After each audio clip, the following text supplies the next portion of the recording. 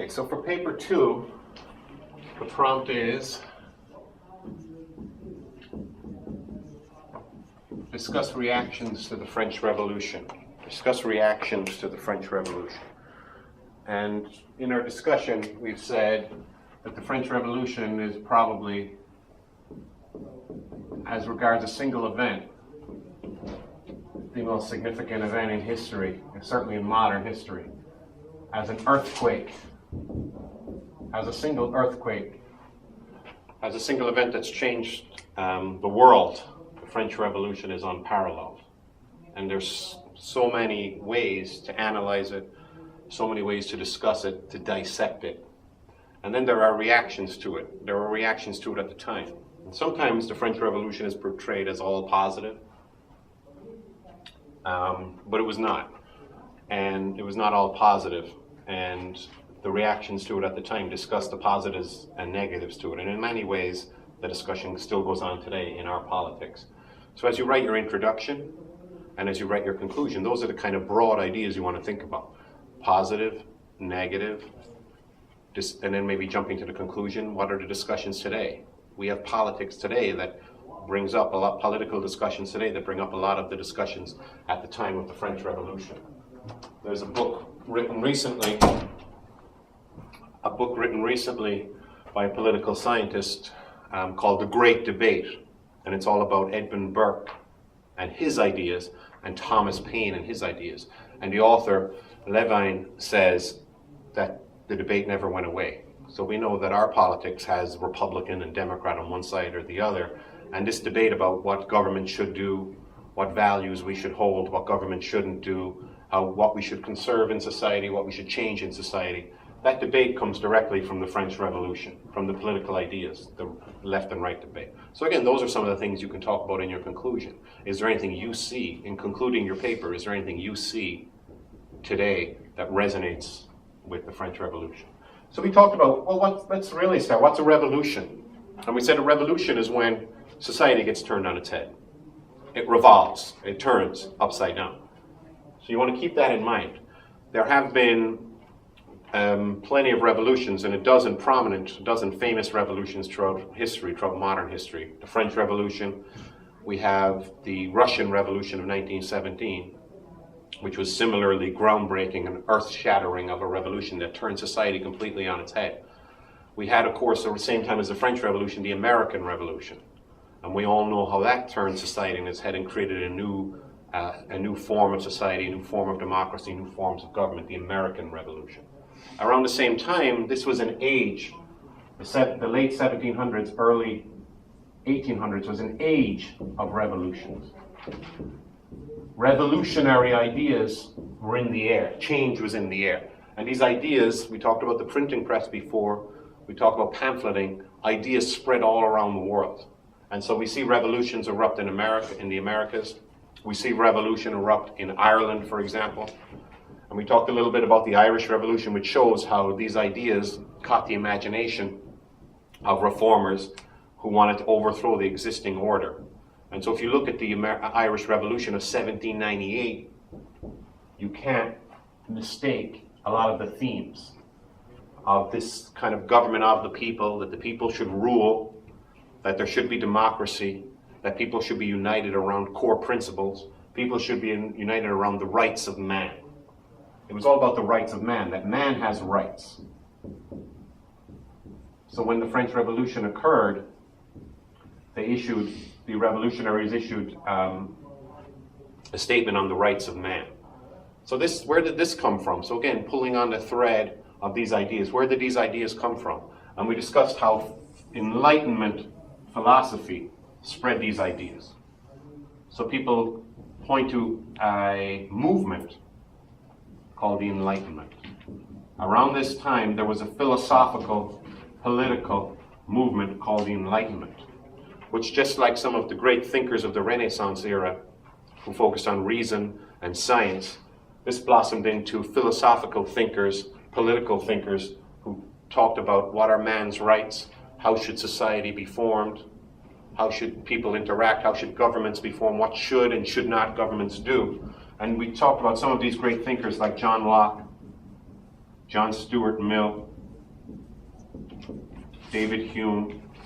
These are the heavy hitters of the period.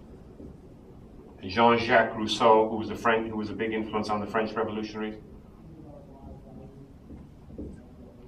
And in other fields like economics, we had folks like Adam Smith. In science, we had people like James Watt and other inventors. So the world is changing.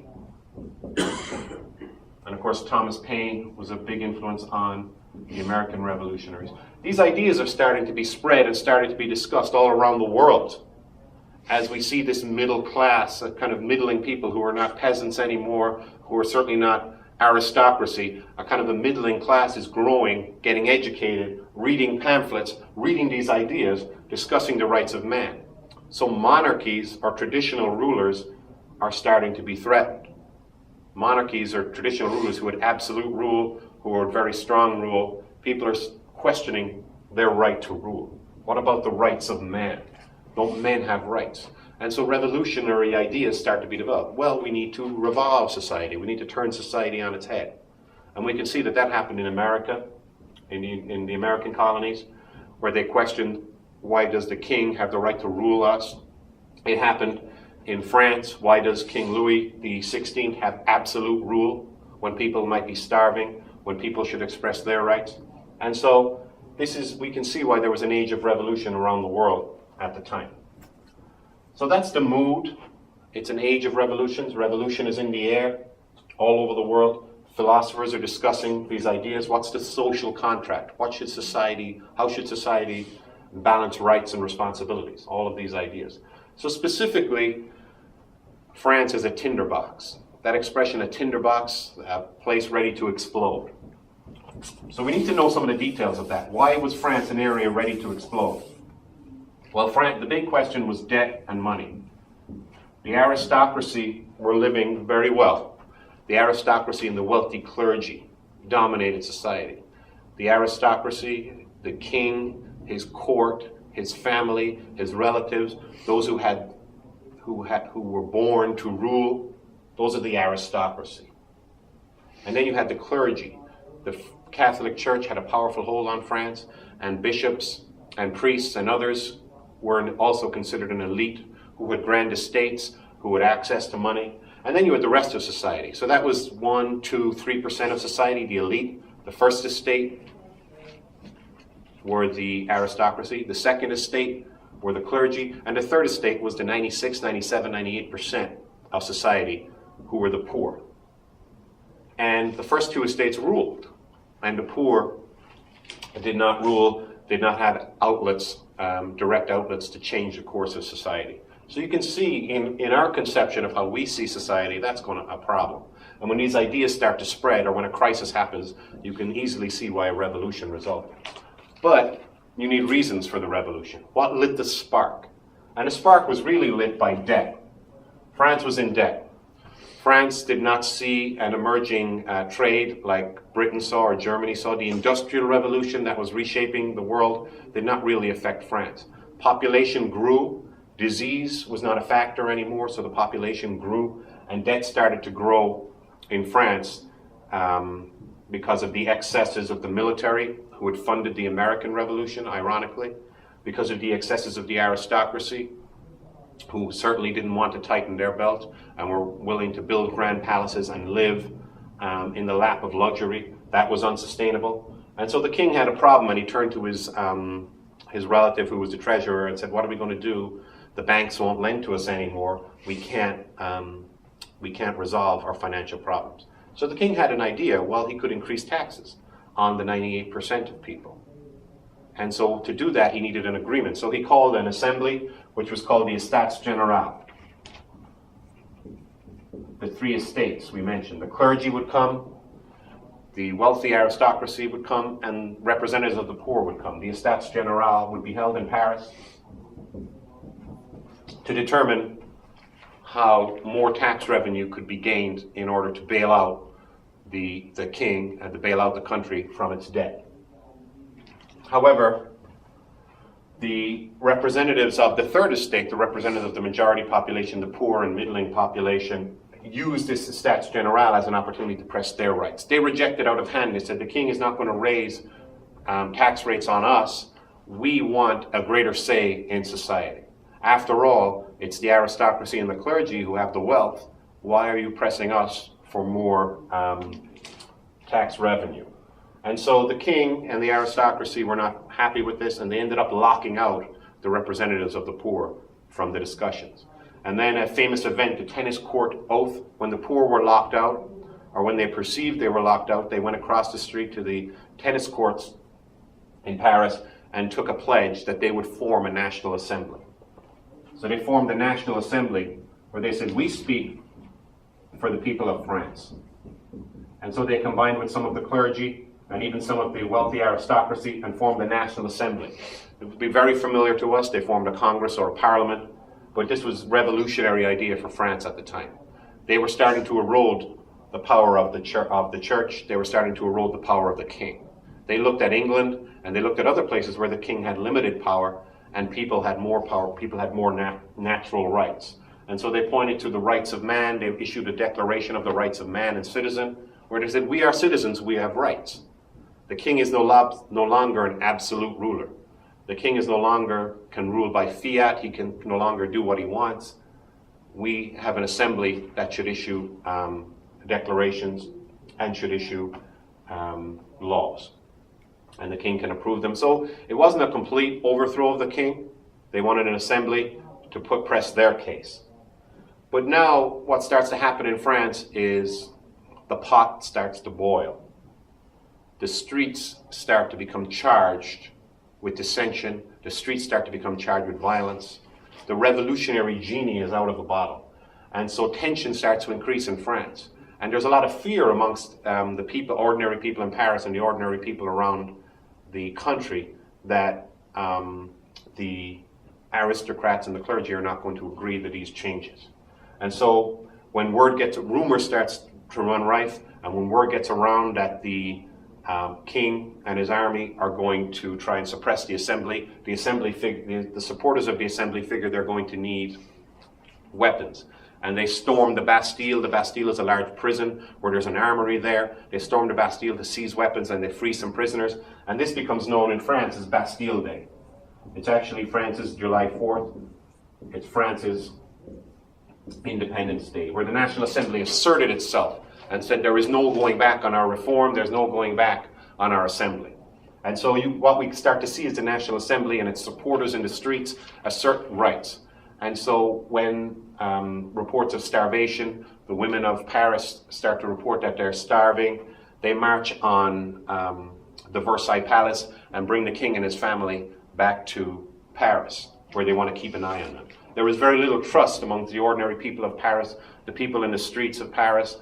They do not trust that the king will keep his word and that the king will work with the assembly. And so increasingly they start to press on the royal family, start to press on the royals. And so the royals are starting to get very nervous, and in one stage they decide to flee. In the middle of the night, they want to flee. They want to flee France and connect with other royals in Europe to assemble an army to suppress the revolution in France. Because other royals throughout Europe are looking at this revolution very negatively. Who are these people who don't accept the rights of the king to rule? In the mind of monarchs throughout Europe, the king has a right to rule. The people do not have a right to decide who can rule. Kings are born to rule. That is the stable system that allows Europe to prosper, and people should not overthrow it. They believe that very sincerely, and they're very worried about what's happening in France. And so they attempt to suppress their reaction. So again, looking at our prompt, what is the reaction to the French Revolution? The reaction of the royal houses throughout Europe is that this is bad and this should be suppressed. And they make, in some cases, you've got to put yourself in their shoes, and they make a very good argument that the assembly can get out of control, that this kind of chaos, this kind of anarchy, where people in the streets get to decide things and stable leadership is not in place in the form of a king who's born to rule, that's going to be an ultimate negative. And these people don't know how to rule, they're not educated, they're not literate. What good is this democratic revolution by anarchically giving rule to ordinary people? That's their attitude, and they want to suppress the French Revolution and kill it in its birth chamber so it doesn't spread throughout Europe. And so the flight of the royal family when they try to flee France is a real shock to the ordinary people of France. They see it as a betrayal. The royal family want to connect with other royals throughout Europe and suppress it. And so this eventually leads to the execution of King Louis XVI and his family. And there's a famous moment where he's executed by guillotine, where he and his wife are executed by guillotine. And this idea, what a shock to Europe this is, the idea that you would chop off the head of a king. It's just such a huge shock. To us, it's not such a shock. After all, we place a primary emphasis on democracy. We understand democracy. We don't understand monarchy. But to the people of Europe at the time, even to the ordinary people of France, this is a shock to their system, that they would chop off the head of a king, that a king could be convicted of treason and executed. And so now there's no going back. There is no monarch in France. But even as these reforms become embedded, even as the assembly becomes embedded as the normal way of doing things, chaos is reigning throughout France. Violence is reigning throughout France. The revolution is leading to excesses of violence. The genie is out of the bottle and nobody can predict where it can go. And we talked when we discussed this about how we can see that throughout the world today. One of the big revolutionary movements in the last few years has been the Arab Spring, where Arab countries ordinary people in Arab countries rose up against dictators or leaders who they felt were dictators. So in Syria, in Egypt, in Tunisia, in Yemen, and other places, strong men, these rulers who ruled almost as dictators, who could tell people what to do, they were overthrown.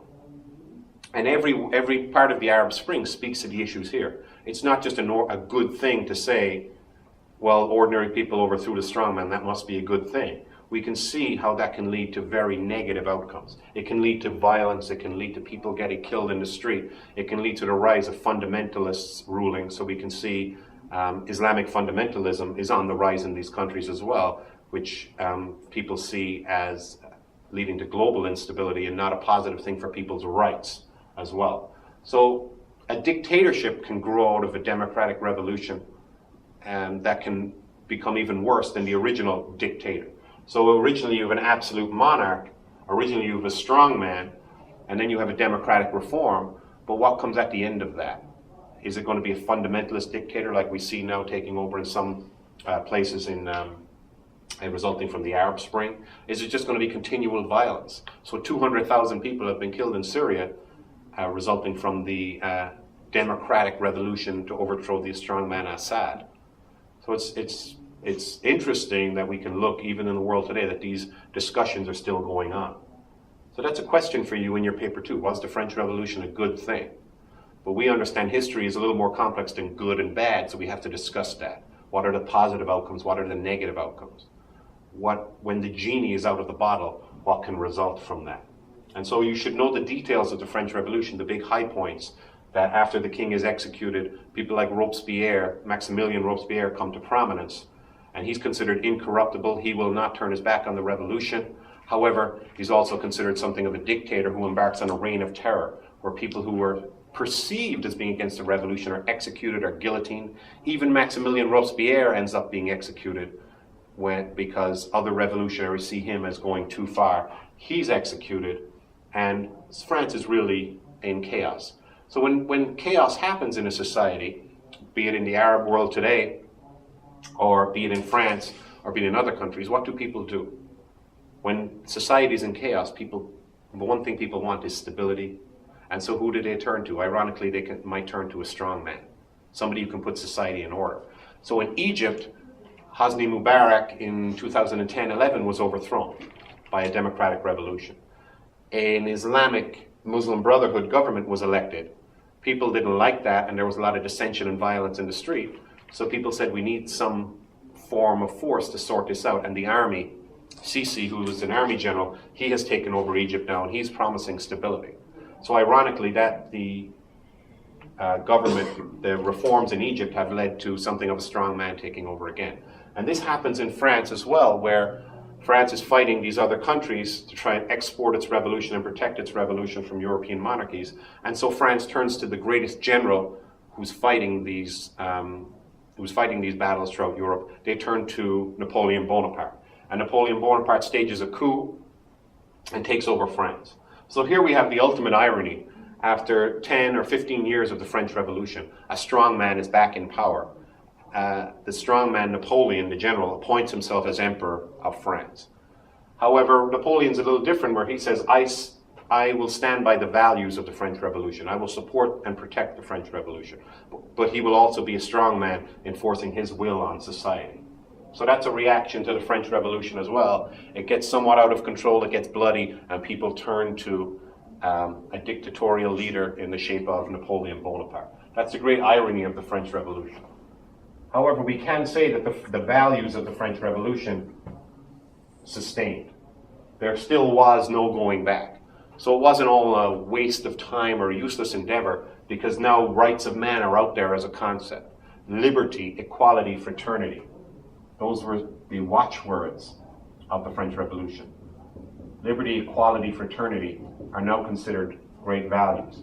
Fraternity, that men should stick together, that men are equal and should stick together for the betterment of society. Equality, again, men are equal. Liberty, an individual has the right to life and liberty, as we saw in the American Revolution.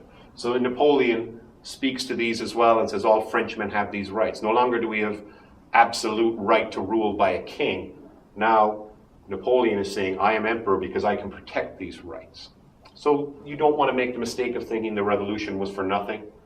The revolution had vast negatives to it, vast bloodshed, a lot of anarchy and chaos, and a lot of brutality. But the core of reform is out there as well, resulting from the French Revolution. And again, this is the discussion we have today. How much right should people have? How much security and stability should we have in a society as well? So the most famous reaction to the French Revolution, and one where I want to put a big focus on, is the work of Edmund Burke. This is the most famous reaction to the French Revolution, and a document that is still discussed today. Edmund Burke was an Irish philosopher. He served in the British Parliament. Britain controlled Ireland at the time, which was why there was an attempt at revolution. So Edmund Burke is considered one of the greatest statesmen in history. He's one of the greatest political philosophers in history. If you ever look up political quotes, he's usually on these quote pages where he says things like, all it takes for evil to prosper is for good men to do nothing. All these great political quotes. So Edmund Burke is a British member of Parliament who looks at France and sees this revolution coming in around 1792. And he writes, and he talks to people in England, and he sees people in England really liking this revolution. The people in England say, isn't this revolution in France wonderful? Shouldn't we have a revolution where we get rid of our king too? Or we take away the rights of our king and increase the rights of ordinary people? I mean, who could be against that, these people say? And they start up corresponding societies where they publish pamphlets. And Burke responds to them, and he says, well, here are my reflections on the revolution in France. So in my opinion, and in a lot of opinions, this is one of the greatest political pamphlets or political essays in history. Reflections on the Revolution in France.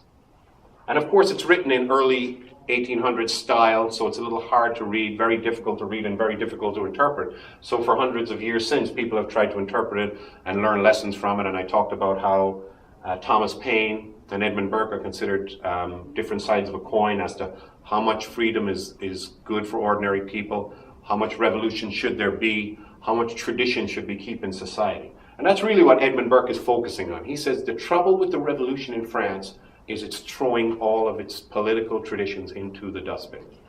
The trouble with the revolution in France is it's trying to start society from a blank slate. And when you do that, you throw out all systems of laws, all systems of stability, and you lead to and chaos will result, and anarchy will result. And this was written this was written at the height of the positive portion of the revolution, the early reform stage, where people were being newly emancipated. But he essentially predicted, writing in Reflections on the Revolution in France, Burke predicted the chaos. Burke predicted the bloodshed. Burke even predicted that eventually they're going to need a strong man to sort this out. He predicted Napoleon. And his basic argument is one of conservatism.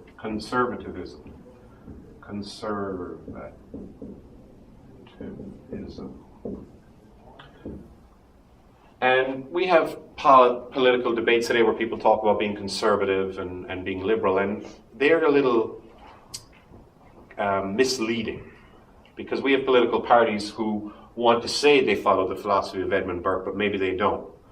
And we have political parties who say they want to follow Tom Paine, but maybe they don't. So let's leave modern politics aside. Modern politics likes to look at Edmund Burke. Political parties like to look at Edmund Burke. They like to look at Tom Paine. But we could debate all day whether they actually follow them or not. What's interesting about that is that the debate is still going on. But let's look specifically at what Edmund Burke meant by conservatism. He said you have to conserve the best of your society, or chaos and anarchy and negative outcomes will result. So he said, for example, in England, we keep a king as a reliable, stable force. He said it's all well and good to write down in a new constitution, we have this right, man has this right, man has a democratic right to his property, man has a right to appeal his cases before law, man has a right to vote. And of course I'm saying man deliberately because rights were not extended to women during this period, despite some authors like Mary Wollstonecraft, a great female philosopher, writing about the rights of man and women, she said, Mary Wollstonecraft, where she actually argued with Burke. She liked the French Revolution. She wanted to see it extended to the rights of women. And that's a whole separate debate as well, rights of women emerging from the French Revolution. But Burke said, when you start from a blank slate, you can't guarantee anything. The only way you can guarantee rights is how they're practiced through tradition. Rights can't exist in abstract. People will not honor rights because they're written on a piece of paper. People will only honor rights if they're practiced. And in England, he said, we've had, since the 1200s, we had something called the Magna Carta, which was the first statement of rights of the lords against the king, which was the first restriction on what the king could do. And he said that our practice ever since has been to restrict what the king could do, to respect the king, and the king could do certain things, but people also had the right to do certain things. And unless rights are practiced traditionally, day to day, unless everyone in society respects the traditions of the society, you can't guarantee individual liberty. He said you can create a revolution and write down that individuals have this right and that right and other rights and all of these rights, but nobody will respect them. He said, I don't predict that anyone in France will respect these rights because of the chaos that has commenced in France, where people will say anything is justified for the revolution. People will hold up the concept of revolution and freedom and say that's what I want, and therefore they will practice any amount of bloodshed, commit any amount of foul deeds in service of the revolution. Whereas if we keep society stable, if we conserve the institutions of society, if we conserve the church, if we conserve the monarchy, people will respect that, and we should slowly reform those things. So to Burke, slow reform was far better than revolution. Slow reform, he said, is the only way to guarantee freedom. Revolution will guarantee nothing. Revolution will guarantee violence. This is the argument he makes. And we look at the world today and what's going on in Syria, in Egypt. Isn't slow reform perhaps better than what happened there? Or should people have the right to strike out for liberty or their ideas of liberty whenever and however they want? That's a debate. That's an argument you can have and an argument we should discuss, because it's not just two camps of saying, well, slow reform over here and absolute liberty over there. It all depends on circumstance. For example, in America, Tom Paine was writing and Jefferson was writing that we should have this absolute liberty. Man has the right to liberty. And others in America were very Burkean and they said, no, we've got to preserve institutions. We can't just give power over to the mob.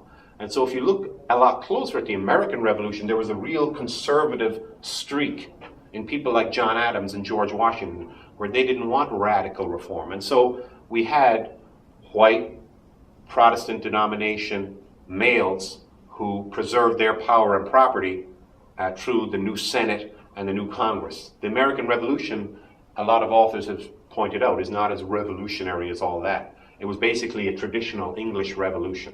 The only reason there was a revolution is, as John Adams said, the king wouldn't respect their rights as Englishmen. Whereas the French Revolution, Jefferson looked at the French Revolution and Paine looked at the French Revolution as a real revolution. They said that, and Jefferson said that maybe that's what we need in America, a real revolution. But whether Jefferson actually meant it and whether he would have given up his estates and wanted to have true democratic reform is an open question. So this debate between slow reform, between conservatism and tradition, and radical reform was one that went on then, and we can see it still going on today. So the reactions to the French Revolution never stopped. The reactions to the French Revolution still go on today, and that's something you could state in your paper and your conclusion.